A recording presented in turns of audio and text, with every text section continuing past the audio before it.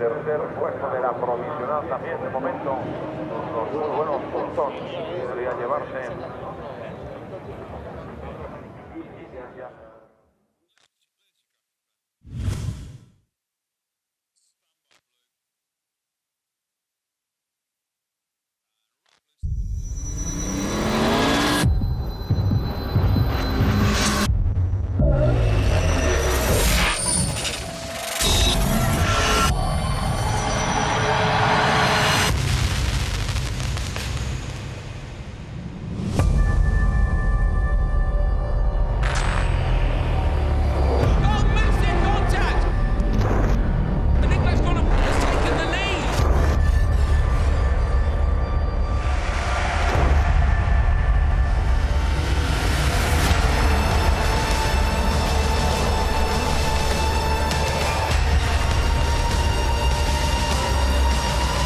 In a World RX race weekend, you have to go through every emotion.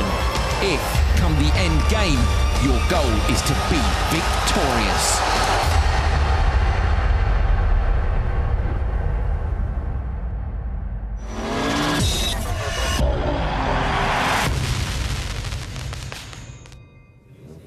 Hello and welcome to round 2 of the FIA World Rallycross Championships here in the beautiful Catalunya. The weather gods well and truly shining down here, and not the rain that was perhaps predicted this weekend. We are seeing bright sunshine and of course warm temperatures here. I'm right here at the very start. Thank you for joining us. This is my first of 4 weekends here at the Rallycross, and I'm so excited to be down here pre-grid just before we've got some 1600s going off, and of course the RX all qualifying will be live. Of course, that's Q1, Q2, Q3 and Q4 will be bringing you all the action live. Let's take a look at where, of course, our World Rallycross Championship will be heading after this one. Of course, this is the second round. Abu Dhabi was the first. This, though, the first one here in Europe.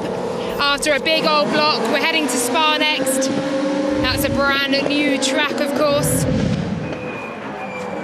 And what will this Europe block do for the championship, which is very much blown wide open this season? Now here, I rode the track yesterday, borrowed a bike and actually got out there myself. It was pretty dirty. It has cleaned up now, partly I think thanks to the weather and thanks of course to the practice rounds this morning as well. It is developing nicely. We could expect some blue groove later on as well. And one man who knows a thing or two about rallycross, British Supercars champion and runner-up in RX2 a couple of seasons ago. Very pleased to welcome Dan Rook. Dan, beautiful weather. How are you doing here today? Yeah, fantastic. I'm starting to regret actually putting jeans on this morning. I know, it is getting really warm. We're just here on the start, of course, and you can hear the engines revving behind us. We've got RX2 kicking off right now. What can we expect from that? Who are those drivers to watch? So obviously we have returning champion Oliver Ericsson back on the grid this weekend, and as we can hear them revving up trying to get the launch settings correct. So yeah, we got Oliver Ericsson here this weekend. He's going to be a strong one to watch, but there's a couple of new guys in. Don't know what to expect from them, but some European touring car champions as well in the field, so really wide open this year. And of course we've got the World RX races to come as well. You were in Abu Dhabi, by all accounts, absolute mayhem, pure carnage, wasn't it? Yeah, great entertainment, and of course possibly the title favourites starting on the back foot now. Andreas and Timmy Hansen not making the final, so only 9 rounds to catch up. They got a lot of work to do. Yeah, it is going to be big, this one. Stakes are very high. Dan, I'm going to let you hot-foot it back to the commentary box. You've got a little walk to get back, so I will let you go. No, thank you very much to you. I'm down here on the start. We've got the line just there and into turn 1 as well. If there's not contact there, it will be remarkable. It's a very tight left hairpin. I'm going to leave you now, though, with the dulcet tones of Andrew Coley and Dan Rook, if he ever makes it, for the first of our RX2 races. Thanks, Laura. Dulcet tones is something that rarely gets said about my shouty voice, but great to have Laura along with us for these 4 events. Of course, Dan Rook is currently running down the back of the F1 catch fencing to come across the gravel trap and join us here. The commentary box is back in the spotters tower as we're back in Europe. We're on that section of paint that you will be familiar with from the circuit to Barcelona, Catalunya. It's a huge red section. Look on Google Maps if you're not sure. Overlooking turn 1 and the last corner as well. Fantastic action expected here this weekend. I don't think we'll see quite the carnage that we saw in Abu Dhabi, though. So if you missed that round, we're going to take a look now at some of the key moments that happened at round 1 of the 2019 championship. So this was Oliver Bennett. He was the first driver to end up on his roof, clipped one of our very new big curbs, and unfortunately rolled the car over. If you're wondering, Kenneth Hansen had a hand in the design of those curbs. We're trying to stop using too many tyre bales. That's what the design was for. And, OK, maybe a little bit high, but we'll work on it, as we always do. This was Andreas Backward and Timmy Hansen. Huge contact at the merge to the Joker lap. Enormous damage to both cars. Both teams running on a limited budget this year. Wasn't what either of them needed. And judging by your reactions to social media, I think you thought these two were the title favourites. That was the damage to Hansen's car. Most importantly, nobody hurt. Incredibly strong, and both cars back to pretty much full fitness here. This was Rainis Nitish, got pushed offline in the turn 1, turn 2 melee, and launched the car up, landed on the roof of Anton Mark. And I saw Anton this morning. If you haven't caught the FB live we did from the pre-grid, go and have a look at that. He said he wasn't expecting the car to be that difficult to drive, but minus the rear wing, it was actually pretty hard work. On to the final, Kevin Hansen versus Niklas Gronholm. Timmy Hansen up in the spotters tower, helping his brother out in terms of tactics. Pressure was building. Gronholm was right on the tail end of Hansen at the rear of the circuit. He said that Kevin had a little problem, lifted on the exit, and he therefore hit him by accident. The steward said you still can't push and pass. And although Gronholm crossed the checkered flag first and took his first win, the stewards, unfortunately for him, decided that it wasn't a legal move. So they gave him a 3-second penalty, dropped him to P2, and that meant that Kevin Hansen took his first ever win in the FIA World Rallycross Championship. And that actually sees Kevin at the top of the standings. He is only the 6th person ever to lead the World Championship standings, which gives you a good idea after the number of years we've been running how dominant the likes of Kristoffersen, Ekstrom and Solberg were over the years. Of course, we've also had Backward and Rainis Nitish have led, but Kevin Hansen leading the World Championship. 30 points for him, Niklas Gronholm 26, Yanis Balmanis and Timo Scheidler on 20 each, Christian Sabo's on 18, Anton Mark. Have a look down the left though. Remember, we don't have the manufacturer teams here this year, but it's wide open. Peugeot, Hyundai, Ford, Seat, Audi, Renault in your top 6. Absolutely fantastic. Couldn't be closer. We are super excited for today. Dan, clean track. There is a good blue groove out there now. We've seen a fair bit of carnage in both buggy practice and Super 1600, so apologies for the delays. That's why we're coming to you slightly later. What are your thoughts on track conditions? Yeah, it's definitely getting better out there. We can see, looking at the loose sections, where these guys are starting to lay down a bit of tarmac, a bit of rubber. So, sorry. He's out of breath. He's just ran all the way from... You made it. It's cool. You're good.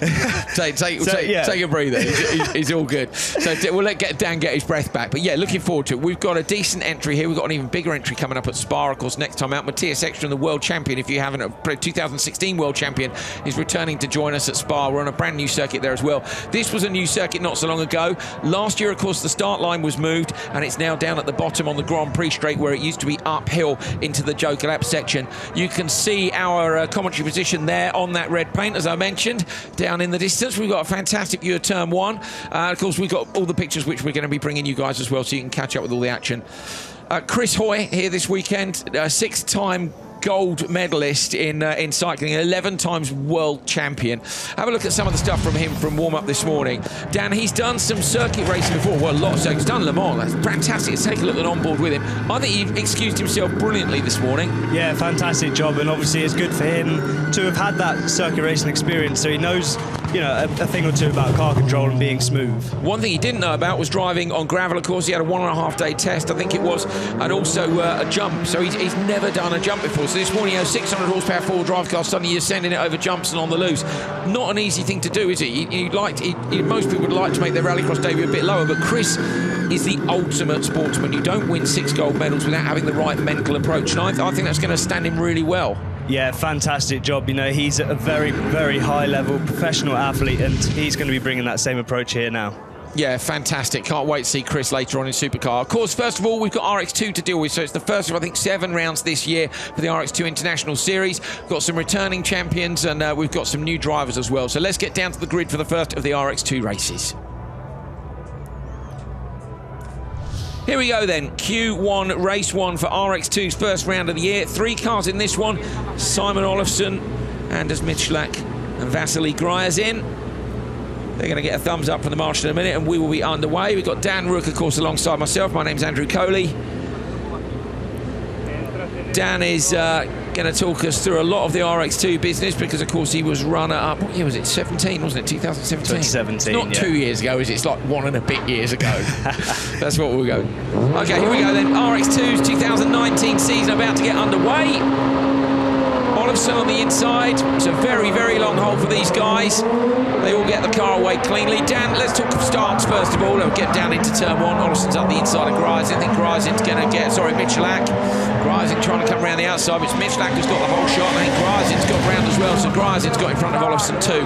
They're not the easiest cars to get off the line, and particularly in hot, dry conditions. No, these cars have got so much grip behind them, and they don't quite have enough power to properly spin the wheels.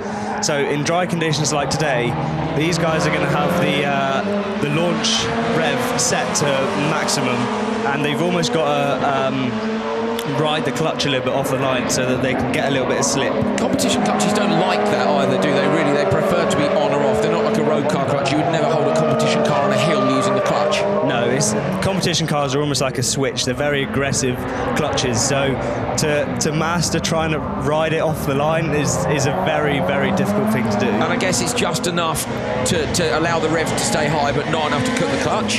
Yeah, so you tend to hold it on the handbrake on the line, full throttle, and you sort of try and almost predict the lights and start bringing the clutch pedal up to bite point. Just as they go, they're going to keep the foot flat on the throttle, let go of the handbrake, and then try and feather the clutch away. So Olofsson went Joker lap 1, Gryazin goes Joker lap 2. Exit speed of the Joker lap here varies massively, but that shows you what a good job Olofsson did on that lap there, Dan, because it's only 1 lap later, and he's got Gryazin by a good few car lengths. Yeah, fantastic job there from Olofsson. He's he's a very fast driver. I remember when I competed against him, he came out in the first round where I was against him, and he was. I think he won 2 qualifying sessions and was leading the final into the puncture. So he's definitely a rapid driver. That win's eluded him so far, hasn't it, in RX2? When we refer to RX2, we've got best results for each of these drivers. We're not counting RX Lights, which was the predecessor, but strictly speaking, is the same championship. Yeah, so same cars, some of the same drivers. And so we see Midtschlag there going into the Joker lap now. So where's Olofsson going to be? Midtschlag goes wide over the paint. Olofsson runs the car out wide to try and block him off. Now here he's really, really needed to shut the door, and that's what we see with Supercar a lot, isn't it? Is people shut the door in, and Midtschlag actually up the inside there. Olofsson kind of went for the outside block and not the inside block. Yeah, I think he was hoping to obviously carry a faster line through the corner, but these guys haven't visited this track in a very long time, if not at all. So it's just trying to work out in these qualifying races tactics for Jokers and where they need to defend is stuff they haven't been able to learn in practice. So RX Lights came here, didn't it? But RX2 has never visited this track. No, so RX2 has been running since 2017 and hasn't visited this circuit. So you've been here and driven an RX2 car because you came out to help out with passenger rides at one of the media days here. What's key to a good lap? Obviously I didn't have any recorded lap times. So you're saying you did no good laps, Dan? I don't know about that. So we see Gryazin maybe finding a hole there on Olofsson, so getting himself up the inside. But no, these cars, this track, you've got to hold nice and tight lines. You can see on that left-hand corner they went on there on the F1 circuit. You've got to hold that nice and tight and not too sideways on this hairpin they're approaching now. Nice slow entry, wind the lock on and just drive it out.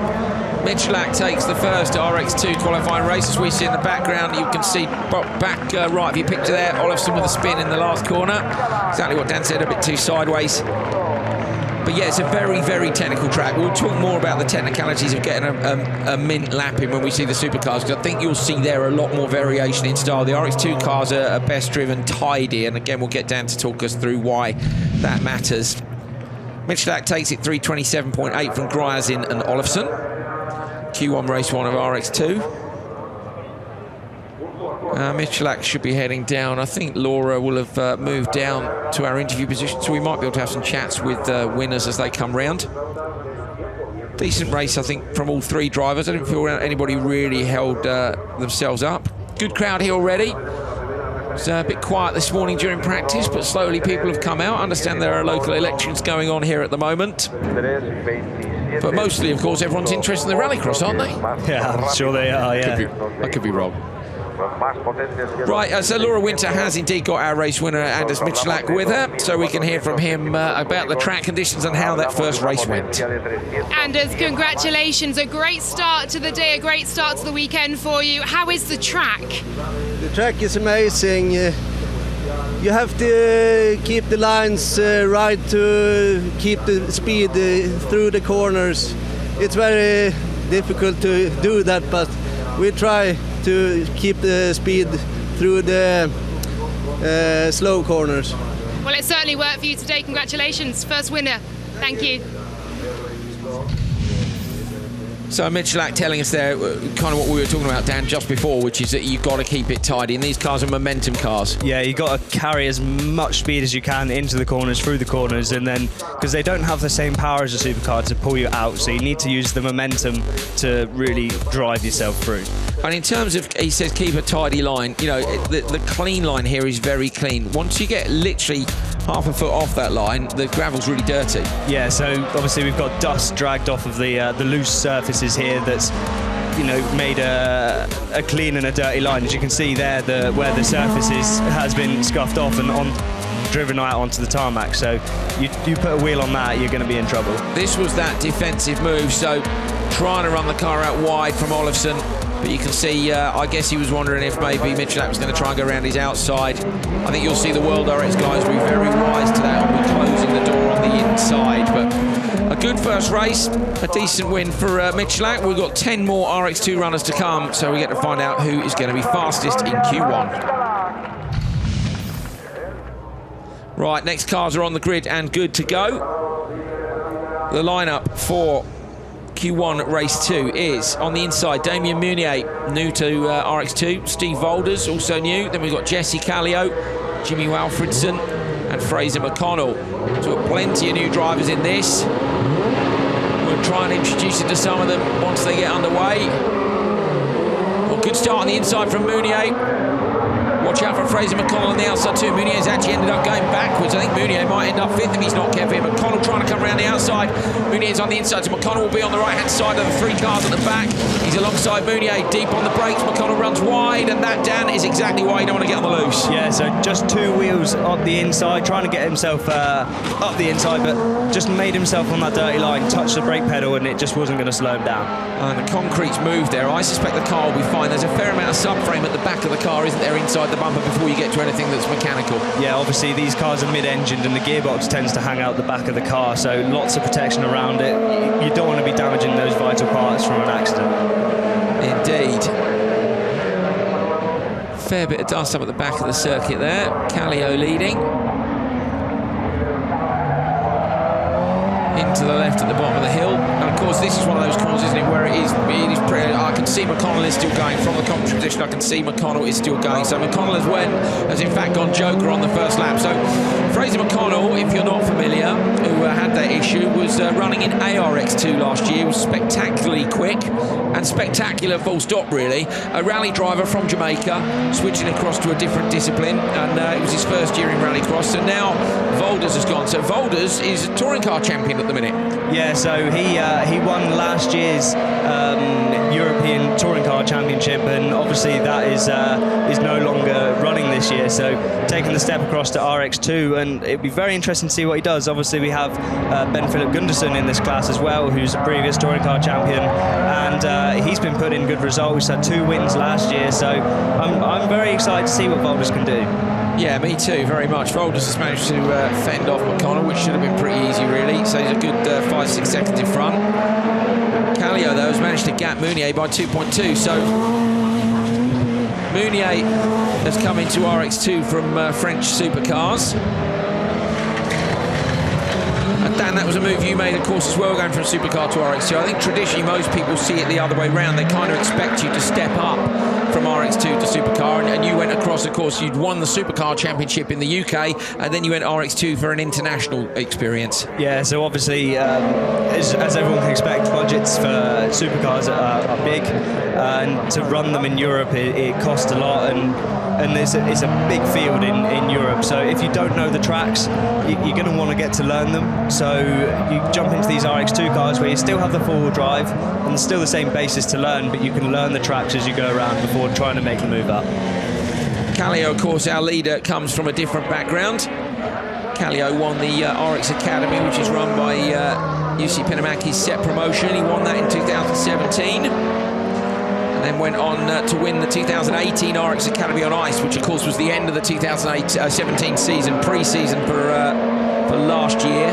So yeah, coming up then, obviously the RX Academy cars, front-wheel drive sequential gearbox, a bit different to these again, but you can see a ladder of opportunity developing, can't you, within the sport? The World Championship's so popular now, I think there's a number of routes to get there. Yeah, exactly, and this route is, it's definitely a very strong one. The four-wheel drive is similar to the supercars, which is probably why it's a good favoured class. Kallio takes it, 325.7.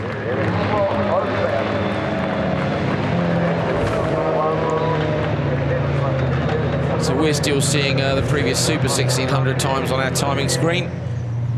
Must be honest, my memory isn't sharp enough to remember what Michelak got, but I think Kallio's quicker, but we'll find out in just a moment. Damage to the front of Fraser McConnell's car. I was kind of expecting the damage to be to the rear, to be honest. And he goes, maybe he went... No, he went in backwards, didn't I think he went in back left corner, so maybe collecting tyres somewhere, yeah. Maybe. Anyway, mostly bodywork, not an issue for an RX2 car. Here we are, Kallio takes it from Mounier, Walfridson, Volders and McConnell. And this is where they slot in. He was faster, only by a couple of seconds. So Jesse Kallio goes quickest so far. 2 seconds faster than Michelak was. That's a strong time. And that's definitely the benchmark. But we've got some very quick drivers to come in this last race. So another look at the start. Watch on the inside, Mounier looked like he got a great start, but in fact it was Kallio, wasn't it, who got the whole shot and managed to shut the door. In the background, McConnell, look, his far right-hand side of picture comes in. What happens here? Look, he's too late on the brakes on his own, isn't he? Yeah, and dropping it, you can see there that dirty line on the inside as well. And that was where he got the contact, wasn't he? He ran up the back of the car in front on the way in. Yeah, okay. Yeah, so mystery solved. Yeah, no such problems with Kallio. Super quick. Nice recovery, I think, from McConnell too. Mounier, not a bad debut either, is it? 3:29. He's a couple of seconds off the pace of Michelak. I was actually impressed with Michelak's drive in the first race. Yeah, very good stuff from Michelak, of course, coming in 17, I believe, and learning as he goes along. And yeah, he's improving year on year. Fantastic. Kallio is fastest so far by 2 seconds. Jesse, well done out there. A real battle. How was it for you? Yeah, it was tight for first corner, but I got it clean, and then I just tried my own and clean, and it was good. And how's the track developing?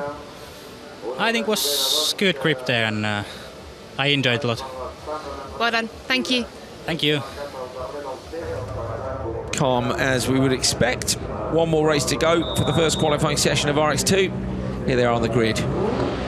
So on the inside, Ben Philip Gunderson. Next to him, Albert Levera.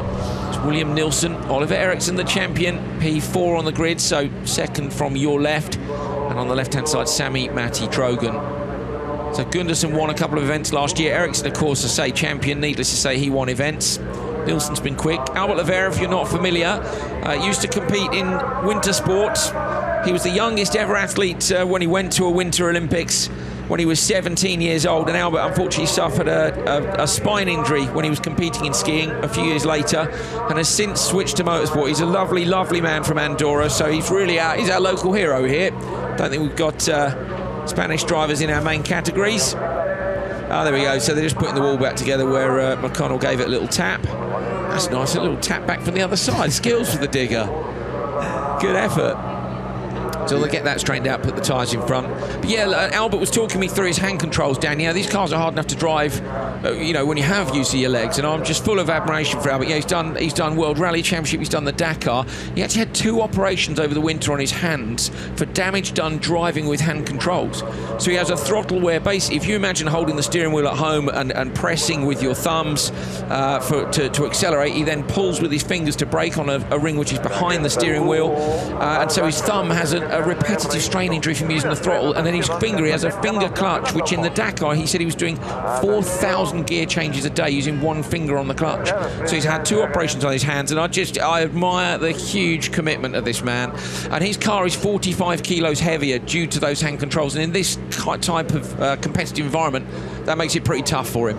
Yeah, of course, and these guys it's a one-make series, so everyone's running the same thing. So we're going to look at a clip now of Fraser McConnell touching the wall. You can see on the inside. He's on the inside, isn't he? Yeah, kicking up the gravel trap, coming in backwards, coming in pretty hard to move the wall, I think. Ooh, yeah, it was smack in the middle though, wasn't it? Lucky there to carry on, I think. Near enough to the gearbox, so maybe the gearbox has taken the full front. Mind you, say at perfect 90 degrees is kind of what you want, isn't it? You go in on a corner and it might collapse a bit more, but... So yeah, look forward to seeing what Oliveira can do. Say car's 45 kilos heavier, which is a bit of a hindrance, and also the hand clutch is not quite so easy to use either, not quite so fast to react. Ah, look at that, lovely. That's the view pretty much out the side of the comms box, I think. There it is, over there. Imagine the sunshine if you're back home. I think it's a bit windy in the UK. I don't know what it's like around the rest of Europe. Apologies for the lack of weather reports from everywhere. Let's face it, it's probably only wet in the UK. It is probably wet in the UK. I mean, it's nice to be back in Europe with Rallycross. We're a bit later in the season, which means that we're getting slightly better weather in theory. We did have a very wet day here, of course, last year, and I think we've managed to fix the wall, so hopefully we're going to be back on the way. Weather report over. Here we go then on the grid. Ben Philip Gundersen on the inside, say twice a winner last year. Second from left, Oliver Eriksson. Gundersen with a great start, terrible start for Oliveira, and that's what I mean about that hand clutch. Eriksson's going to try and come around the outside of Gundersen. Gundersen rubs up the inside of the wall. Proper fight between these two. Contact 3 times, 4 times. Gundersen's not having it, trying to push Eriksson wide, but Eriksson's wise to that. And Eriksson on the brakes earlier than McConnell was. He knew he was offline and he covered it. Yeah, fantastic job there. Tough racing, but fair racing, both leaving each other a bit of room, not getting silly and carried away and trying to push each other off.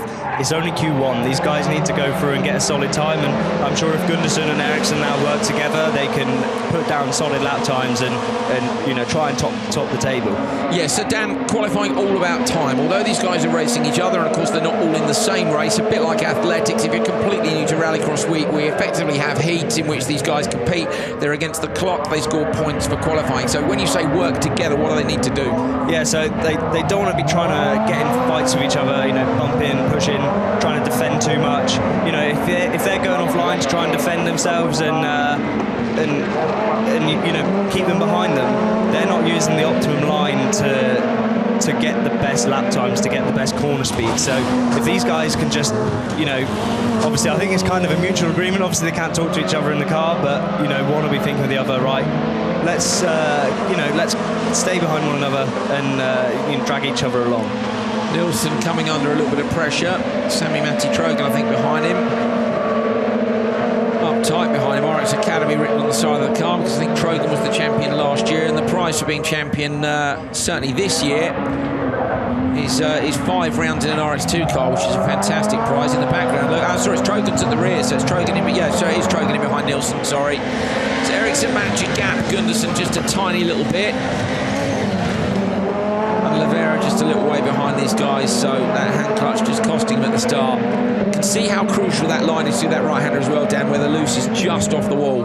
Yeah, these guys need to really keep the nose of the car up and tight to the wall as much as they can. I know the corner feels a little bit off camber as well, so to keep the car right tucked up tight, it can mean they get a better line in through the left-hander heading towards the jump as well, so carrying as much momentum as possible.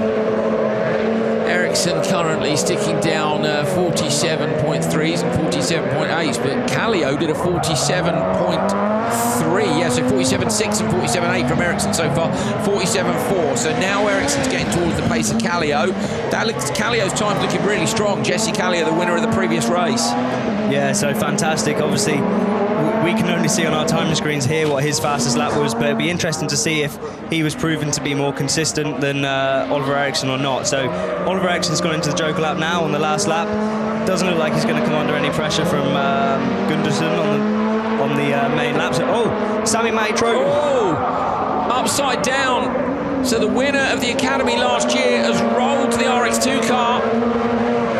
Is that the jump? No, that's the wall just before the jump. The right-hander, so maybe keeping it just a little bit tight and clipping the tyre barrier, I'm not sure. But I'm not sure if that's blocking the track either, with him upside down. We could checker flag, so it doesn't matter. I was thinking they might have to stop the race, but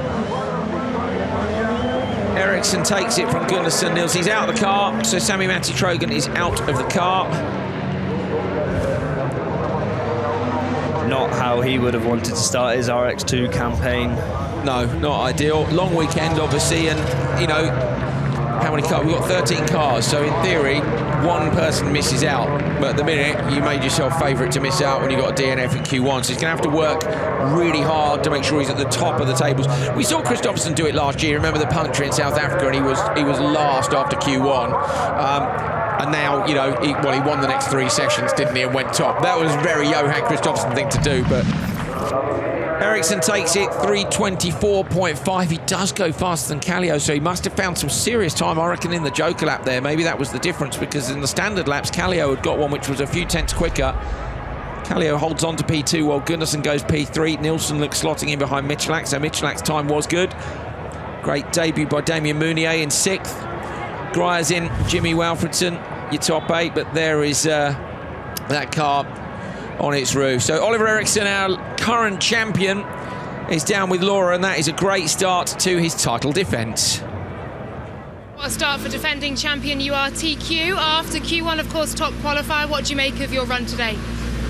It was good. It was. I had a bad draw, started 4th, but lucky enough I was in this last heat, which I think is a little bit faster. The track was a bit more grippy towards the end, so it was nice. I had a very good start. Was good on the green light and so on, so I managed to keep tight around the outside, and we were really close up to turn 2, but I kept the inside there, and from there I could have a clean run and win the race.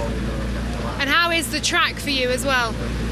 It's quite challenging, actually. You know, I have a gravel background, so I'm not used to this sort of smooth push driving, so it's very challenging. It's a lot of different rhythms to it, so you have to push sometimes, be smooth sometimes, so as I say, it's very challenging for me and for many others, I think.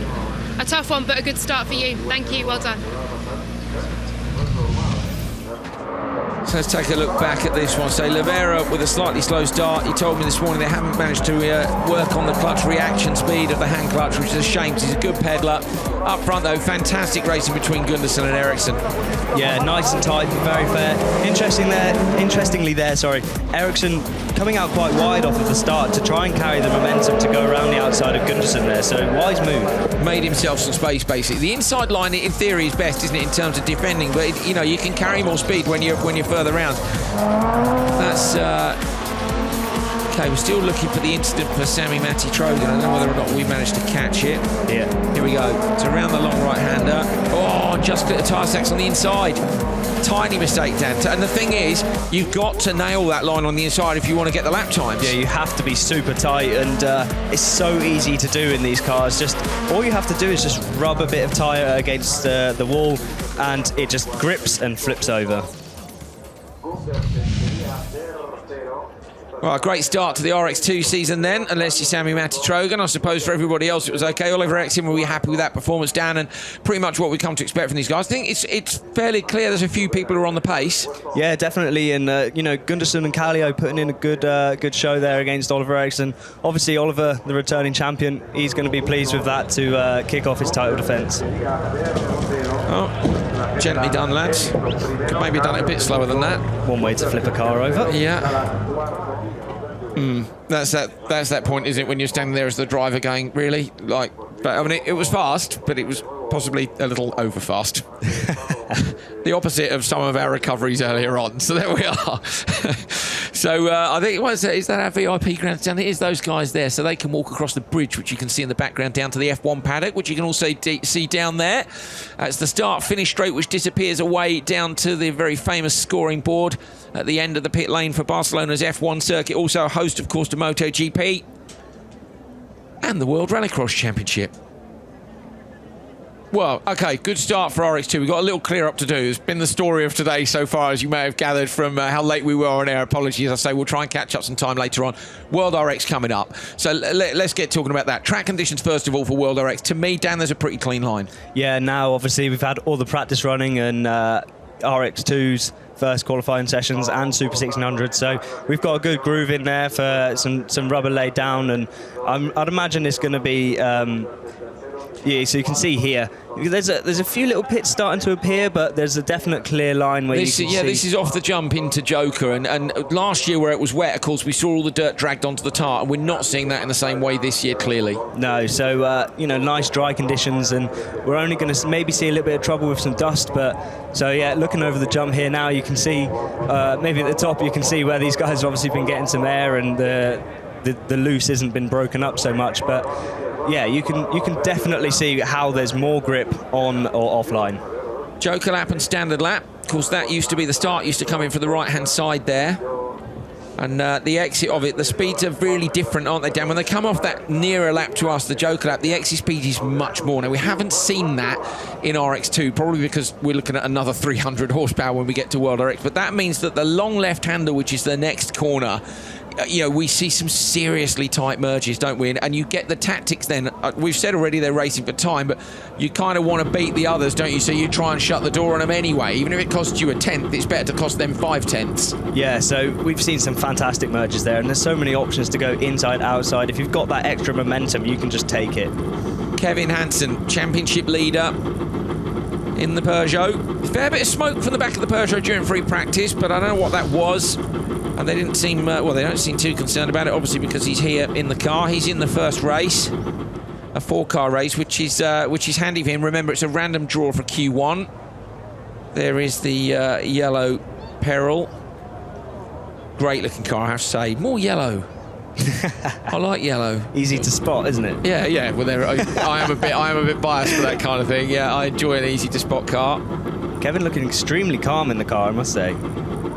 What a position to be in, leading the World Championship. You know, first time he's been in the same equipment as his brother, ever. You know, him and Timmy are in the same cars. Timmy, of course, with the disastrous start to the season. Timmy said yesterday to me when we were interviewing for the TV show, you know, he thinks potentially his biggest championship rival now could be Kevin. You know, to chip away 2-3 points. Backwards done the maths. Yeah, I think he's got 3 points, and he says he needs to get 3 points an event to get himself back in, you know, to the top of the table.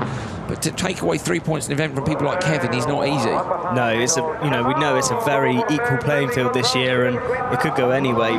We've seen so much drama happen in Abu Dhabi, and if to try and get those 3 points each time is going to be really hard. Cyril Raymond pulls up to the line for GCK Academy. Steep learning curve for Cyril, of course, your arch rival from your RX2 days. Brilliant driver. That's Herve Napik, Lemonnier.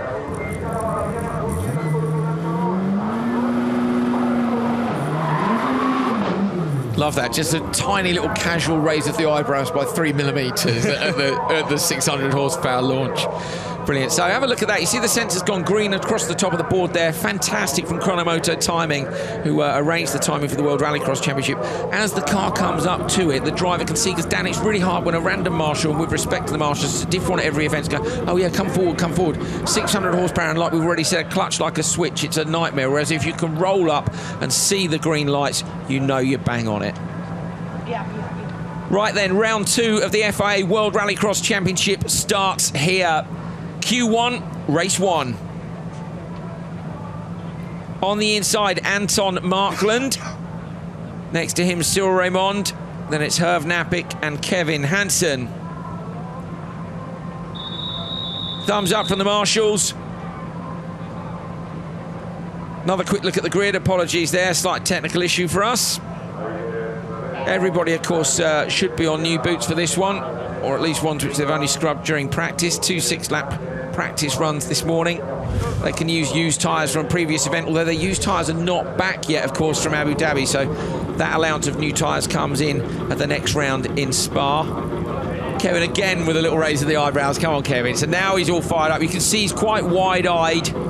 Another tighten of the belts, and down they just get tighter and tighter to the point where you can't breathe, but you kind of want that feeling of security and oneness with the car. Of course, the adrenaline's starting to take over at this point, so suddenly you find some new strength to pull even more tightness on the belts. It's only afterwards when you want to take a deep breath that you realise how tight they were, isn't it? So it's mad. So a long old hold. It will be warm down there. It's not. The temperatures aren't super hot here. It's short weather. That's why I'd say low 20s. 19.4 we have on the timer screen for the air temperatures and 37.8 track temperatures, so quite considerably lower than Abu Dhabi. Half Abu Dhabi's air temperature. Did we ever mention it was hot in Abu Dhabi? I can't remember. Okay, Markland has a problem and will not start the race. You can see over on that side of the grid. He's not going to go, so that's a disaster for Anton. Did Cyril jump the start there? That was a mega start by Cyril Raymond. What on earth happened there to everyone else? Kevin Hansen's absolutely off the back of him. So Markland hasn't made the start. Cyril's guessed it. Surely. Yeah, so fantastic luck there for Cyril not to get the jump start sensor, and it was a very long hold, and you know, you can start to try and predict it, and time seems to move even slower when you're sat on that start line. Kevin goes Joker straight away. I think that's a wise move, but now he's going to have to get past Napik, so Kevin needs to make a decisive move immediately, because Napik, I think, will hold him up once he gets through the long left-hander, which is where Cyril Raymond is now. So we want to see him behind. Watch for Kevin. Where is he compared to Napik? Cyril Raymond into the first left on the handbrake perfectly.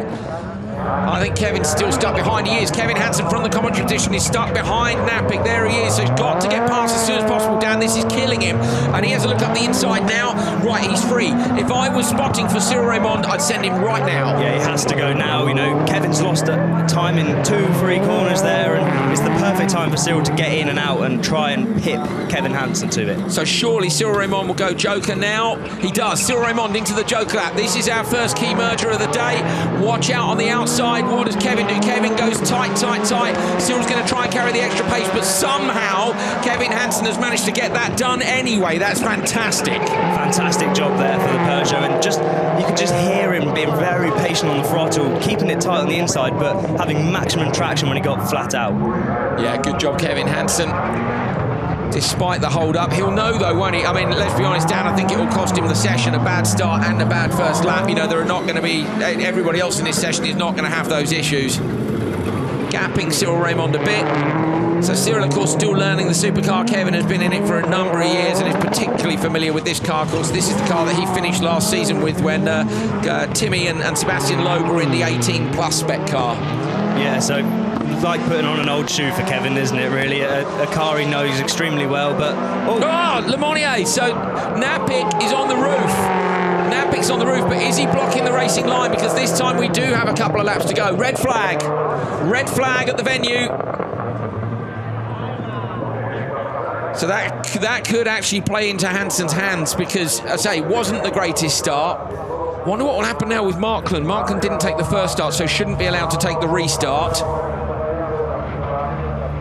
So I'm afraid we don't have the incident from Hervé Napik Lemonnier. I think how old is he? About 70 years old, I believe. I think he's our old 72. He's our oldest competitor ever in the World Rallycross Championship, and I love the fact he's still here and still having it in a 600 horsepower supercar, age 72. It's brilliant, isn't it? Yeah, but I shouldn't think he's wanting to be upside down. Here he is out of the car. That's good great to see. Yeah, brilliant applause from the crowd too. He's disappointed. Big cheers, big support. And he was the man, of course, I think, who also got Sebastian Loeb his first drive at Loiac, which was 13 in the European Championship. Lent him the car. Hopefully that's a soft roll. As I say, unfortunately, we didn't have it because we were following the leaders. So if our cameras are busy following the leaders, then you don't necessarily manage to catch the incident. So they're going to get that car recovered. And we'll see whether or not and get that, well, how bad the damage is, basically. Okay, so we're going to take a look back at the previous start. We know Markland didn't make it, but we were both a bit baffled by the speed at which Cyril Raymond got away. Now, it might have been that everybody else was half asleep because it was such a long hold, but let's take a look back at the start from that previous race, see if we can figure out what happened. Well, you're just taking a look at us. I mean, you know, sorry. Right, here we go. Okay, we need to see that from a bit earlier, really, if we're going to get any idea of what happened at the start in terms of the green light. 'Cause I was looking at the reaction times. It was, I think it was 0.5, which that's not impossible, is it? It's once it gets below 0.3, I think, is the issue. So I'm wondering if everybody else was a bit slower. Yeah, I'm not sure. I think maybe we had a slight issue with the graphic there. We had Kevin at 0.48 or something, so maybe Cyril meant to be 0.05. Right, okay, so because Cyril had beaten him off the line comprehensively. Okay, fair enough. So what we're going to end up with now is we're going to end up with a two-car race, which is not ideal, but it should be a good fight between Cyril Raymond and Kevin Hansen. Let's take another look. So watch the race goes out. Look for the green top right. Cyril's bang on it. I think the others have missed it. It was a very long hold, I thought, and well, you could just see the car, his nose just lifted and no wheel spin, no bogging in it. He just completely drove away. Well, he only got a bit of wheel spin, didn't he? But to me, Kevin's start wasn't terrible. It was more maybe, I don't know, reaction time. I don't know. Yeah, I mean, I'm not sure. I mean, I think Cyril was absolutely bang on there. Maybe guesswork, I'm not sure, because that's so close. You know, we could watch from Kevin's onboard there how fast his reaction times were. I'm not sure if he was really napping that much, but for the guys to be able to react, let go of the handbrake, release the clutch, obviously off the start button, all at the same time, that procedure does obviously take, you know, a couple tenths of a second, however, and things like that. So for Cyril to have got it that quickly on the dot, he maybe was guessing. Right, Markland is coming up to the grid. So I wasn't sure whether or not that would happen, but he's up to the grid now. So we'll let this play out, and then I'll go and read the 100,000-page rule book between Q1 and Q2, and then just apologise for being stupid in Q2. I suppose that's fine. I'm quite pleased to see that. So GCK were publishing on their Instagram story prior to this session how much Markland had changed the settings on the car. He said the car not was terrible, but it was so loose where there was loose gravel on the circuit. They changed a bunch of stuff on the damping. Came out in the second practice session, and he still didn't think the car was quite good enough, so they were going to try something again ready for this. But of course, with the track getting cleaner and you're chasing the setup, it's not very easy. No, it's not ideal at all, and obviously we can see how much this track adapts, and so for him to constantly be chasing it like that, maybe he's just putting himself on the back foot. Okay, let's take a look then at the grid, the restart grid for Q1 Race 1. On the inside, Anton Markland, who didn't make the previous start. Then we got Cyril Raymond, missing, of course, Herve Napik. Rolled the car in the first run. Kevin Hansen on the outside. Didn't get the best start, but was leading the previous run. So we should get a thumbs up from the marshal pretty soon. Kevin has to do it all again. Brand new for Anton. So I wonder what his feelings are. You heard Kevin shouting to himself just then in the car. Both him and Timmy fire themselves up quite substantially prior to a start.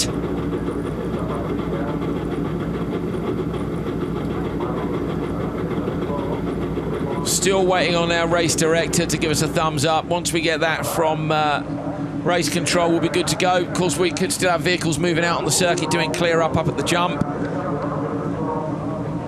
Okay, so 92 is not allowed to start. I was right. Anton Markland has gone to the grid and is not allowed to start. So I think that's the issue now. We're going to end up with someone going across.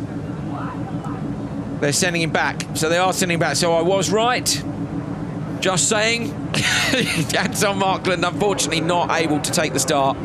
So maybe we can find out from GCK in between these sessions what happened to Markland, why he didn't take the first start.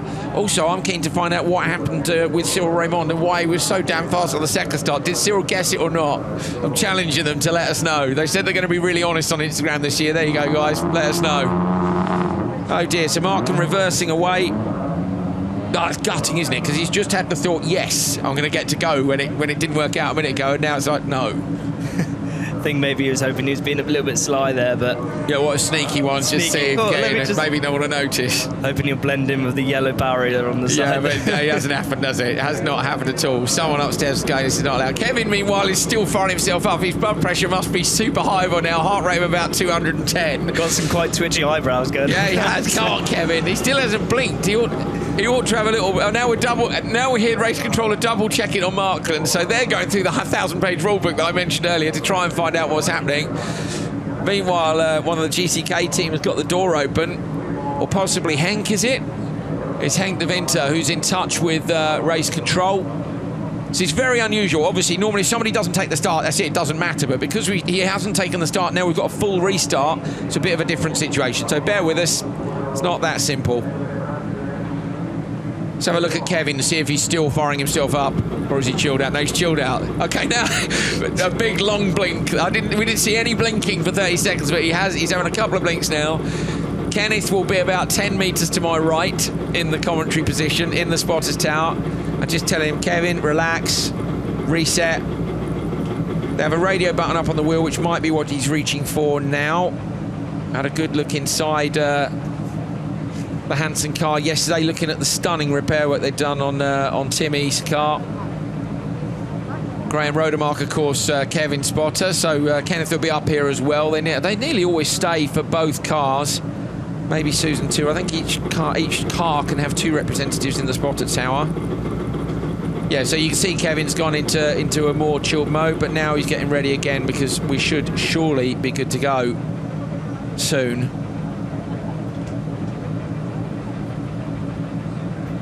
Well, Dan, what do you fancy doing tonight? A couple of beers, maybe? Yeah, why not? Just, not too many. Big day tomorrow. Have a nice flight out? Yeah, it was all right. Got in quite late. Managed to fit in a beer, though. OK, sorry, we've got another update. It's now gone to the steward's room. Here we go. So off to the steward's room for OK, so today we're going to call the day of delays. It's not been our fastest turnaround ever. I say we had a cross cart this morning, so there's a Spanish buggy race going on here this weekend. One of those went through the wall, unfortunately. Then we've had a couple of offs in Super 1600, nothing major, but just had to get those recovered. And now we're having a little conversation with the stewards about this one. So stay tuned to the social media channels and we'll let you know the updated schedule for later on today, because there's a possibility of moving some things around to get World RX back on schedule. If not, it may be slightly later. So please take our apologies for that. And I say keep your eye on the various social media channels, Instagram, Facebook, Twitter. And Tom Markland staying at the same hotel as us. And we saw him on the first night. I have to say he was excited to be here. He did explain to me as well, I say, about the rear wing coming off and how it wasn't that great to drive without a rear wing, it turns out. 600 horsepower supercar, and he has now had a no. So Henk de Winter leans into the car, gives him the bad news. So with any luck, we can get cracking. Come on, let's do this now. Maybe Markland will be joining us for a beer later then. Yes, maybe he will. He won't want to. He won't want to. We hope we don't get to see you for a beer, Anton, for all the right reasons. We hope you're still racing later on. We hope we're still not at the circuit at midnight, which we might well be. We got lights here, haven't we? We got lights around. I think we've got some lights around the stadium. We should get some lights around the stadium. We could do this one in the dark as well. Right, Kevin gets himself all fired up again. It's going to be a 2-horse race between a couple of guys who've come from RX Lights and RX2. Green light. This a much better start this time from Kevin Hansen. Going to try to come around the outside of Cyril Raymond. Raymond tight up against the barriers. And Kevin, though, is on the right-hand side. That puts him on the right line into the right-hander. And Raymond very sensibly backs out of that straight away, Dan. Yeah, fantastic there from Raymond. He knows he needs to get himself in. He knows Kevin is fast and with that experience. So hopefully he can use Kevin as his toe, learn his lines, learn his braking points and everything, how he does with the car to to improve his times for this morning. We know, don't we, that Cyril is an incredible driver. You know very well from the RX2 campaign, but to have come from a similar background to Kevin too, he knows he can do this. Now, the GCK Clio is a great car. It's probably not quite what an ex-factory Peugeot is yet, but they could work towards those settings too. So this is valuable experience for him. Of course, yes, and obviously we just seen Kevin Hansen running very wide there, so not quite the sort of style we see from him normally. But talk us through that hairpin when we get back round there on the next lap, Dan. We were watching during practice and a number of drives. There's the dust too, and this is where you have to keep super tight. Interesting there, Kevin sideways through him, but Cyril keeping the car much straighter. And it is about straight exits. This circuit is so technical. You've got the double left here where the exit speed is crucial. And then that long left-hander into the chicane that we're going to see now is so hard to get everything right. Yeah, you just have to keep, tiny little movements, circuit-style type of things. Obviously these guys are on the F1 circuit. Then using the weight of the car to turn it in, dab of the handbrake to get the rotation on, drive the car straight. Now these guys really have to anchor it slightly downhill as they come in. We can just see them flip the car, point the nose right into the apex and try and get a straight line out of the corner, get maximum traction to really get themselves going. So that was better that time, wasn't it? But I think for me, that hairpin at the bottom of the hill, the right-hander they've just been around, Kevin Hansen definitely better, 44.9 fastest lap of the day. So I say a very technical circuit. Cyril goes Joker with him on lap 3, so Cyril then is definitely keen to follow Kevin, because he could there have taken a different strategy in the hopes that he could overlap him, but instead he's gone, I'm going to follow him. Yeah, so obviously we can see there 1.1 seconds between them, so he knows if he can just keep him in front of him, he can see everything he does and learn for his following races. Let's see Kevin through this hairpin at the bottom of the hill, which you say he got wrong on lap 2. Ironically then got a mega lap time around the hairpin. He's tight on the inside, and again on the gas, a little bit of tyre smoke off it. It's super precision around this hairpin. You can see them get the rotation of the car on early, so they can get the wheels pointing straight and maximum drive out of the corner. Massive jump from Kevin, crashes the sump guard down, a little bit of gas and then a dab of the brakes again. Round the long right, beautifully in over the inside, long left, sorry, full gas then, up towards the very long left-hander here. This is a good run from Kevin, so decent benchmark for everybody else.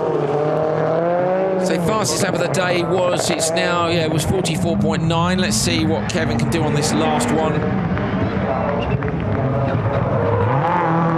And that's going to be the target for everyone else to be over the line.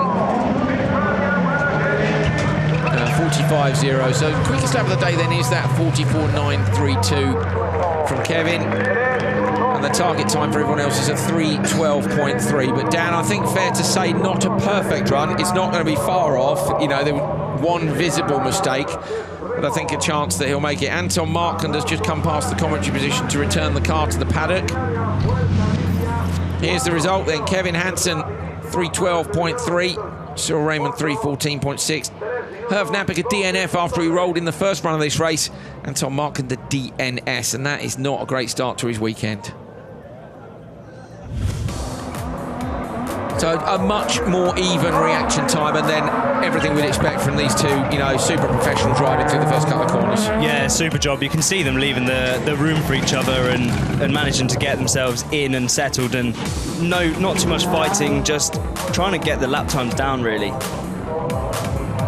Is this a mistake from Kevin? Yeah, so he just gets slightly too deep on the brakes, and then when you're trying to rotate the car on the handbrake, you're out in the dirt as well. So it's like a double mistake from Kevin Hansen in that one corner. That's not to say that can't be a competitive time. Kevin Hansen takes the first World RX race here in Barcelona. Well, Kevin, a pretty stressful start to the day for you with, of course, the rerun of that race. Talk us through it from your point of view in the car here. Yeah, I know I had a okay start in the first one. Raymond, I don't know what he did. It was a rocket there. But I had a good run, then red flag, and stand for the start line just way too long. It's really hot in this car. We have a 1,000-degree turbo 1 decimeter from our feet, so it's really tough. But so these 4 laps was really hard. But I did what I could with the things I had. So let's see the track evolution. I think we have a big effect there. So, but I'm happy with my run. Thank you very much. Well done. Thank you.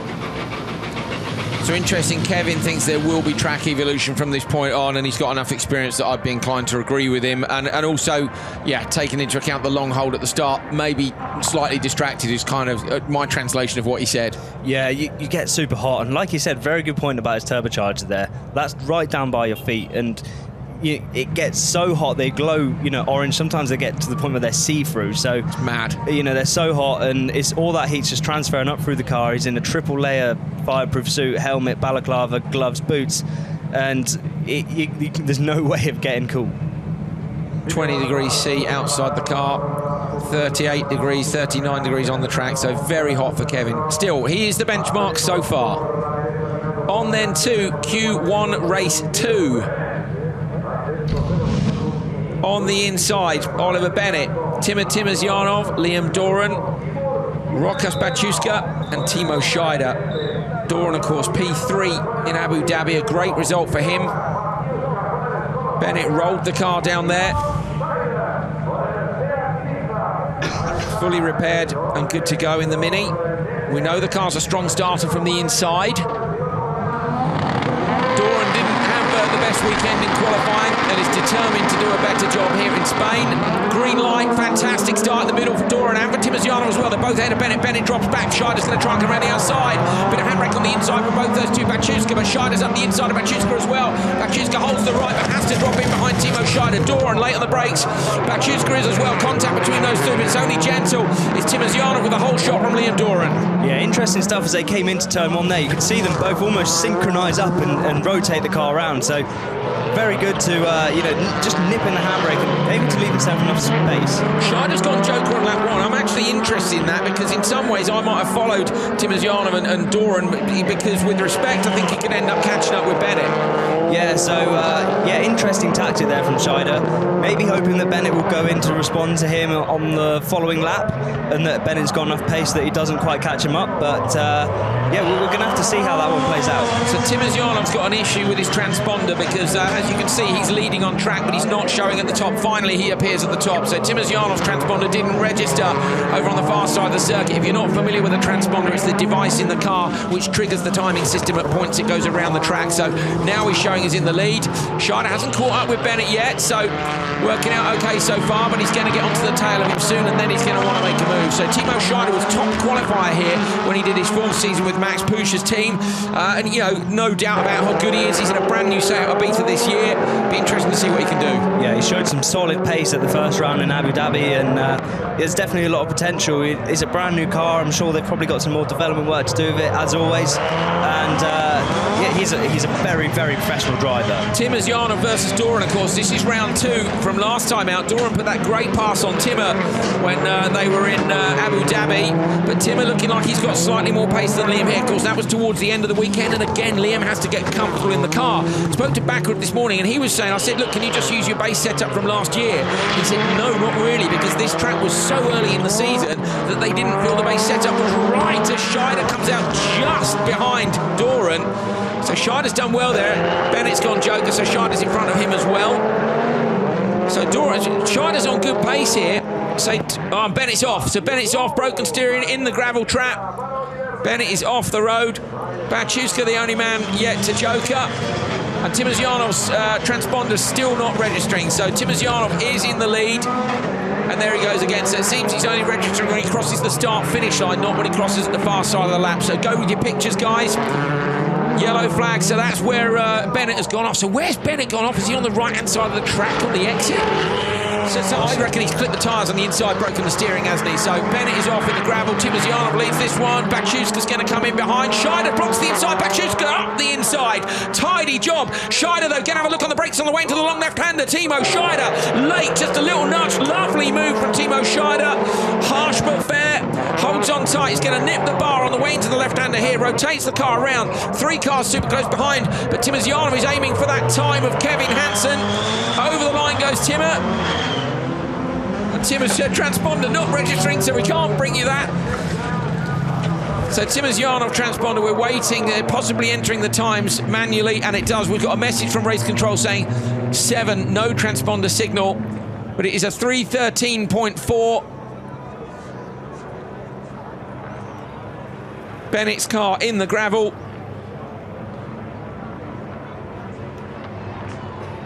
So that's going to need recovering, unfortunately. We've still got times up on our timing screens from RX2, so I'm afraid I don't know what Kevin's time was. I must learn to write things down. Here we go. This will tell us. Tim Azyanov, 3:13.4 from Liam Dorant. Timo Scheider, Bachuska, Bennett with a DNF. It's not fast enough, so Kevin was really quick with a 3:12.3. So I reckon there's half a second maybe in that moment at the bottom of the hill, so can they go a little bit quicker? So Tim Azyanov is down now with Laura Winter. Let's go and have a catch up with the Russian. It was a good run. He's P2 at the minute in Q1. Well, congratulations, a great win there for you in your race in Q1. Talk me through it from where you were, because we had a lot going on there with certainly Timo Scheider. Yeah, we are. I haven't some radio connection. Just a second. Yeah, I have a good start from the start line. And the guys is trying to overtake me on the side, like it was smaller action, we lose the time. But yeah, actually the track is going better and better every round, we know that. But in fact, like at second time at the moment, but I'm really happy because it was clear run from the other guys and also from my side that I need to improve some places because driving like a taxi driver, like, need to push harder. Thank you very much. Well done. Join me in taxi, you can, you're welcome. If you want to join me in the taxi, you are welcome. You cannot beat a Tim Azyanov quote, possibly a Gronholm quote. Gronholm Senior. Niklas Gronholm was doing some good quotes yesterday, but yeah, Timmer, what a legend. Clean run, really happy. Timmer, we know he's rapid. We just got to get it together over the course of a whole weekend, and he's happy with that as a start. You know, he's just behind Kevin. 10 cars still to come, but I think we're going to see Timmer up towards the top of the timesheets. Yeah, definitely, and we've seen the potential of the Hyundai i20 as well. So, Bennett so running. Bennett's, maybe Bennett nudged the barrier. So there, Bennett did make a mistake. That was where Scheider got through. I reckon he maybe hit the wall earlier and broke the steering and made it round to here. But this is the merge. Watch Bachuska. Scheider comes up. Scheider kind of goes tight, but can't get the car in tight enough. Bachuska has a look, and then he just gets up the inside. I think Scheider's move's fair. What do you think? Yeah, very fair. He had more of his. He had at least 50% of his car up the inside of him before contact was made, and you know, I think it's just one of those cases of rubbing his racing. Particularly enjoyed Tim Azyanov as well, who was clearly being harassed on the radio by his team, going, I'm having a radio message, wait, and then just pulls the radio out the back of his helmet. Bye, lads. See you back in the paddock. Oh, very nice. Bit of helicopter action going on. That's, of course, how I insist on travelling to and from the circuit with Dan Rook, rather than in our hire cars. Sebastian Loeb used to come to the circuit in his helicopter. There you go. Maybe we could borrow his. Yeah, I doubt it somehow. Bennett's a broken steering rod, I'd say. So front left, looking at where he was up at the top of the circuit when we saw the replays, Dan. Do you reckon he clipped the left-hander onto the downhill gravel section? Yeah, could have potentially, you know, caused a little bit of damage from touching on the inside, and then the car able to just hold on over the jump, and then it kind of maybe letting go on him there. Waiting for the next cars to come up to the line. Chris Hoy is in this one. And there he is, Olympic legend. So if you're from the UK, you'll undoubtedly know who this man is. If you're not, fair enough. He's one of our Olympic heroes. I'm going to be unashamedly British here and say how proud of him we are as an athlete. He's one of our two most decorated Olympic athletes, along with his teammate Jason Kenny. 6 golds and 1 silver medal each. 6 gold medals in the Olympic Games. That is an incredible performance. He is 11 times a world champion in sprint cycling, and I believe only has about 200 Newton meters less torque than a supercar in his legs. The guy's a weapon. He's also, he loves motorsport. This isn't a jolly up for him. He loves motorsport. And Danny was talking to us yesterday and just saying about how his approach is like, I want to make the least mistakes possible. I want to maximise my opportunity. I want to do this. I want to do that. He's broken this down in exactly the same way he would have broken down an Olympic performance. We know he's not in a factory spec car, but I love the approach. Yeah, fantastic job. And obviously he's going to be setting himself personal goals of after each race, where he wants to be, what he wants to do, lap time wise. And, you know, let's not forget it. He's competed at the highest level in his sport in the Olympic Games, and he is going to be a perfect professional athlete.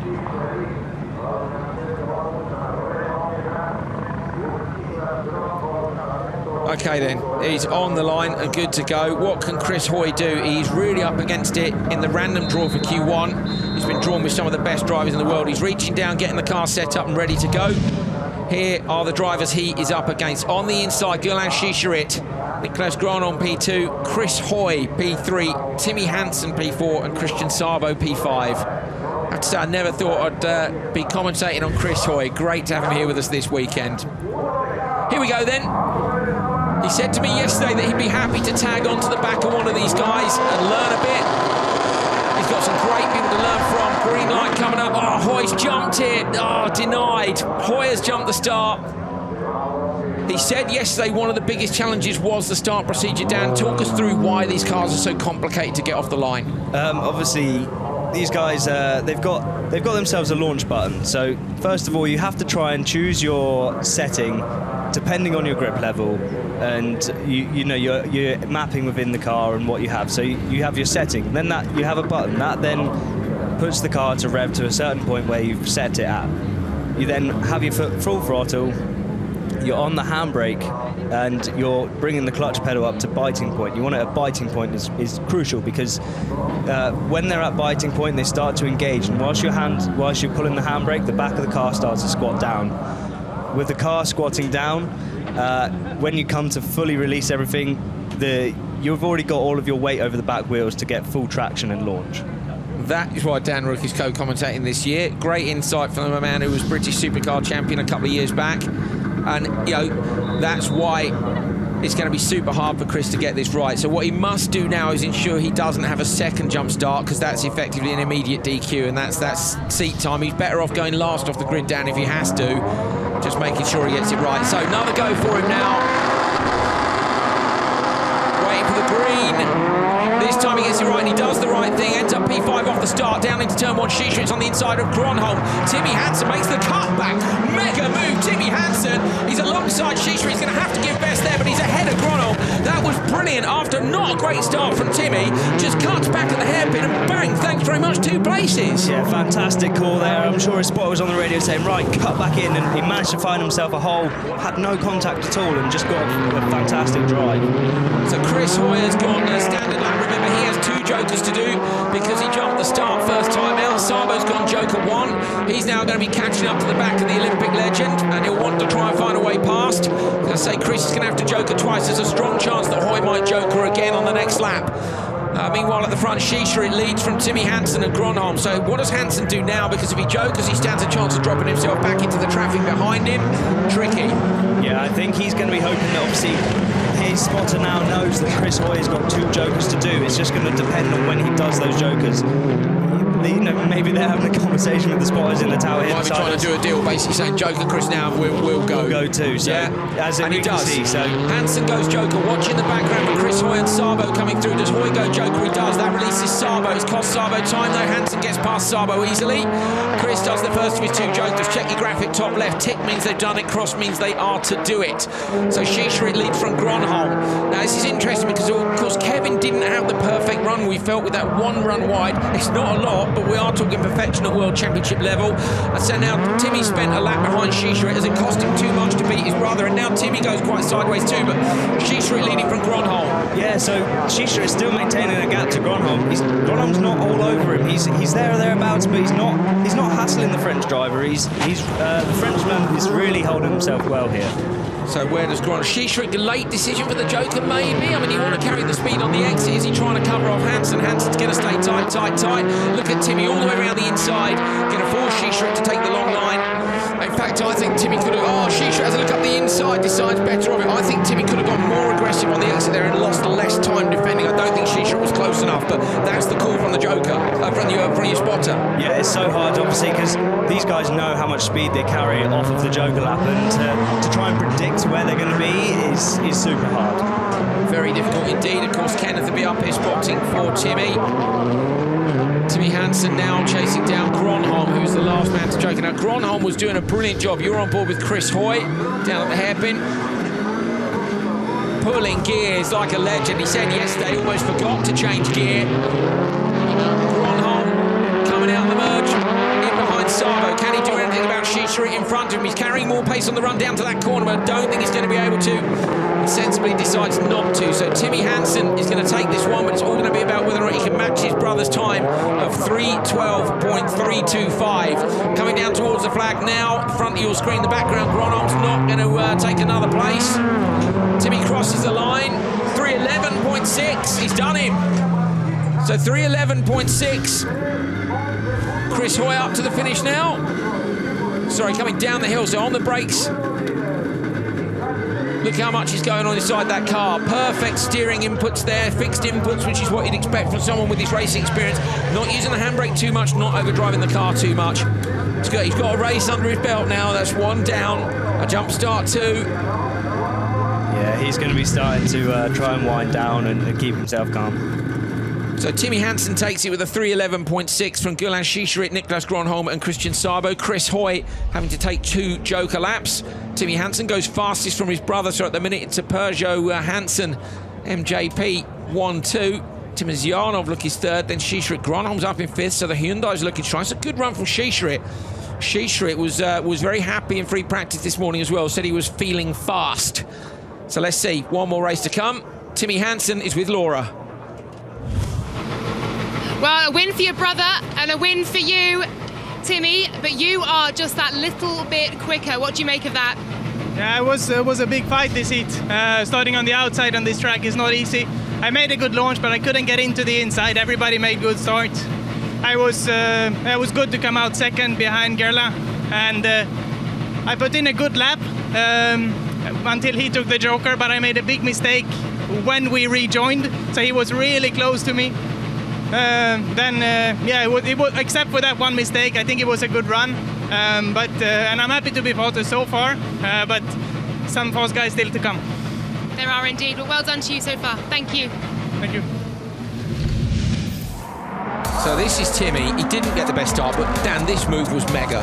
Yeah, so just backing himself out of the situation and just getting the undercut, and you can see clear past Gronholm and even challenging Shishirit into the next corner. And we can watch on board from Chris Hoy. Look at this. Hansen super off there. And in fact, Chris Hoy did a great job there in turn 1-2, being super patient on the throttle to try and get up the inside. Having been last off the grid, having followed that jump start. So we think Chris also had a misfire mid-race, which cleared later on. Now, Hansen mentioned one mistake. Did you clock what it was? Other than, for me, he was too defensive on the joker exit. I think that was what he was saying was the mistake he made here, was it? So, yeah, I mean, I didn't clock anything. For me he was slightly too defensive, and then Shishirit was right behind him. I think you could see there he short-shifted the car to try and keep it tight, but he short-shifted slightly too early, and it just bogged down. And you could see there the car bogged, and he wasn't able to get the getaway. Yes, Dan Rook, nicely done. But nicely done from Timmy as well. He takes the win, and with it, fastest time so far. Great stuff for the crowd here at the Circuit de Barcelona, Catalunya. Cooper Tyres, Catalunya RX, round 2 of the FIA World Rallycross Championship. We are on Q1. We've got 3 more sessions to come after this. Of course, Q2 later today, 3 and 4 tomorrow, all live on Facebook and YouTube. And then you'll be able to catch up with the semi-finals and the finals where you are watching. Head to the World Rallycross Championship website, and there's a section there on TV listings which will tell you what your local channel is and whether or not you can watch it online. Last race of Q1, race 4, here we go. On the inside, Tamas Karai, Yanni Parsonen here in the second start car, Guillaume de Ridder in the middle, Andreas Backwood out in P4, and Yannis Balmanis on the far side of the grid. So we know Karai can be quite enthusiastic off the start. Backwood is not short on aggression. None of them are short on horsepower. Here we go. Jump start in the middle of the grid. De Ridder, same position that Hoy jumped from, and that's not a great start to De Ridder's weekend. No, not the best of starts. You know, he had a difficult debut in the supercars in Abu Dhabi with various technical issues, and now to have to do 2 joker laps, he's going to be really kicking himself. He's also carrying a decal on the car, I'm told, which is the slow machine. So you've heard about the slow machine. It was explained to me yesterday that basically whoever's slowest in whatever session it is, Guerlain sticks an aubergine sticker on their car. It's the slow machine, and they get to collect them through the course of the year. So De Ridder off the start. Trying to see if Parsonen, if maybe De Ridder reacted to Parsonen's car squatting. It was hard to see. By the way, they're going to restart, so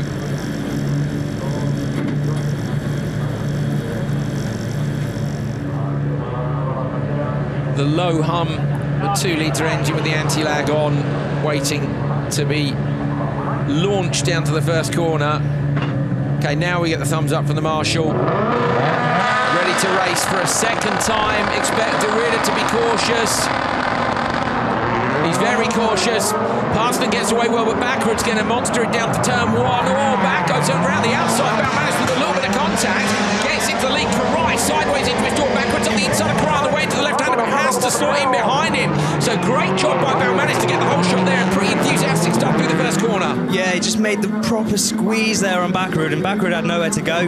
And obviously with Balmanis coming across, it just tagged his back end where he was able to go sideways in through the corner and get the drive out. That's really lucky for Backerud. If I was in Karai's position, I would not have joked from P2, because if Balmanis was ahead of him, was faster, you'd have carried on, unless someone has done a little deal there in the background with Karai. Hello, in your Audi, if you just drop back, maybe we can help you out. I don't think there's time to do that down off the start, but Karai joker in there has released Backerud, and Andreas really needed that. Yeah, fantastic job for him, and obviously we've seen pace from Balmanis as well, so hopefully Backerud won't be held up behind him. They'll both be able to get a good clean run in here. De Ridder, look, is in P3, and Karai and Parsons are fair with accident. Parsons actually behind Karai, so if I was De Ridder, I think I'd probably go lap 3 and lap 4, see if he can get enough time to do both jokers without getting into traffic, and he does. Yeah, so fantastic job there. He's using the advantage of chasing the 2 cars in front of him. He has Backerud in front of him. He's basically giving him a tow, not effectively with slipstream or a bit of rope, but you're able to see every bit of every move that Andreas does in front of you, and you can try and mimic that and try and get the best time for yourself. Exactly. So where Chris Hoy's saying he wants to follow one of these legends around as a total novice, even somebody who could regard as an expert like De Ridder can learn by following someone like Backerud who has more experience. There's always a way in there to get a bit more coaching in for yourself. Always. And he's going to be learning out there now. So then now when he does his 2 joker laps, he's going to be trying to remember what he did when he was behind Andreas to really get himself going. Backerud goes joker 3, so Backerud has gone joker lap 3. De Ridder goes with him for the first of his jokers. Let's watch De Ridder in the background versus Karai. So De Ridder versus Karai, and we see Backerud onto the standard lap. In the background, I don't know who was in front, of course, and in fact, De Ridder was behind. So if he only had 1 joker to do, he would have lost out to Karai. Unfortunately for him, he's got 2 to do, so he's going to fall further back. It's going to be a case of whether or not he falls back behind Parsons, I think. So, still Balmanis leads from Backerud. Backerud, who of course has done his joker lap, and for some reason he's not showing on his transponder either. So Backerud is in P2. It's only a few seconds on the back of Balmanis. Balmanis will have to joker on this lap. So watching for Yanis Balmanis. Here goes the Latvian now into the joker lap with the star machine early on the rotation. Watch for Backerud. Does he go defensive on the inside, or will he let the car run wide? And he's clearly out in front, but the speed now from Balmanis could allow him to have a look at the last corner on the tarmac section, but he decides better. It's this good run from Balmanis anyway. On board with Backerud. Through the right and the left. He needs a good, tidy run this weekend. He's got to get good points, or it could be championship over at round 2. On the brakes, super late. And in fact, a little bit too late. You can see from the onboard of Backerud that he rotated the car a bit too far. It's a 3:13.5 from Andreas Backerud, and that will put him into P4, P5. So Timozyanov and Shisharit are quicker by a 1/10 of a second than Backerud. So Backerud's going to go P5. You can see some of the fans there. Here's his time, 3:13.5. Balmanis, P2. And Karai De Ridder with 2 joker laps, still managing to get the better of Jani Parsonen. And there's where they slot in. So Backerud is indeed 5th. So that is a great run by both Timozyanov and Shisharit. Ominously, though, for everybody else, look at that time for Timmy Hansen and Kevin Hansen at the top. It is a Hansen MJP 1-2 in Q1. Backerud in 5th. Will be happy enough with that. He's just got to get a clean weekend. Once you reach the semis and the finals, anything can happen. We saw that last time out, but you've got to reach the semis and the finals, and that, of course, is what didn't happen for Backerud and Hansen last time. Forceful stuff there. Karai, I think, was slightly early on the brakes. If he'd been a bit later, Backerud there would have had more contact in turn 1. But that was a tiny nudge, and that was fair. Tiny nudge, because on his left, look, Karai. Balmanis had really closed the door too, so aggressive start. Yeah, but fantastic for Bal managed to get himself away. He obviously got a good start and tried to carry the momentum around the outside. Just obviously put the squeeze on Andreas and Karai there, but managing to get away with it, thankfully, and getting on in front. Backerud opting to Joker on lap 3. You can see De Ridder there was all over the back of Karai in front of him. A little nudge, in fact. So I'd say De Ridder's quicker than Karai. Again, De Ridder, new to a supercar. Would need to follow someone like Backerud himself. And unfortunately, with the jump start and 2 Jokers, that wasn't going to happen for him this time out.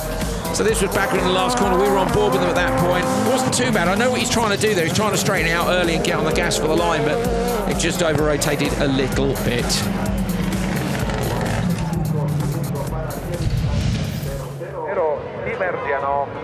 Beautiful sunshine here. I assume we're still waiting for Andreas to make his way down to the end of the circuit as the crowd are about to watch the buggies which are being unleashed onto the track. 3-wheeling round the first corner. I know you guys can't see it, but we can see it for the competition, and I'm smiling. It's, yeah, it's good fun. Buggies are awesome. There we are. Yes, I am smiling. You can see I'm smiling. Let's take a look at the qualifying standings after Q1. It's been a great run for Timmy Hansen and for Kevin Hansen. Perfect start to their weekend, particularly, of course, for Timmy, who had that disaster back in back in Abu Dhabi. So Coupe-Tires Rallycross of Catalunya. Hansen wins Q1. Remember, he won Q1 and Q2 last time out, and then had that accident in Q3, which ended his weekend. Kevin Hansen, the World Championship leader, P2. Timoziano, fantastic performance, 3rd. Likewise for Shisha in 4th. Backerud in 5th. Gronholm, Balmanis, Sil Raymond are your top 8. Then it's Sabo, Doran, Scheider and Bachuska. Missing out the minute on the semi-finals, but remember 3 sessions to go would be Karai, De Ridder, Parsonen and Chris Hoy. Good session, I think.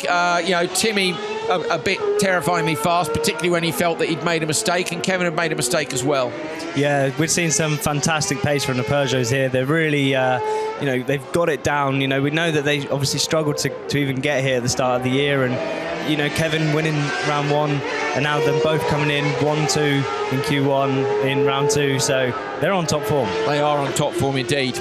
Now, if you missed Abu Dhabi, something new for this year, we have a system where the grids normally mean that the fastest guys go last. So the race in which the drivers are in is not affected by what we have, which is a grid randomizer for Q2 and Q3. So before, the fast guys always went last, but that meant that they benefited in places like Loiac, where it dries up early in the morning, or places where they water the track, or places where the gravel sweeps. They always benefited by going last. We thought that was a bit unfair, so we have a randomizer, which means that the grids will either go the normal way, fastest guys last, or the opposite way, which is fastest guys first. So we're going to run that for you now. It's all run by computer, and we're going to see whether or not the grids are flipped.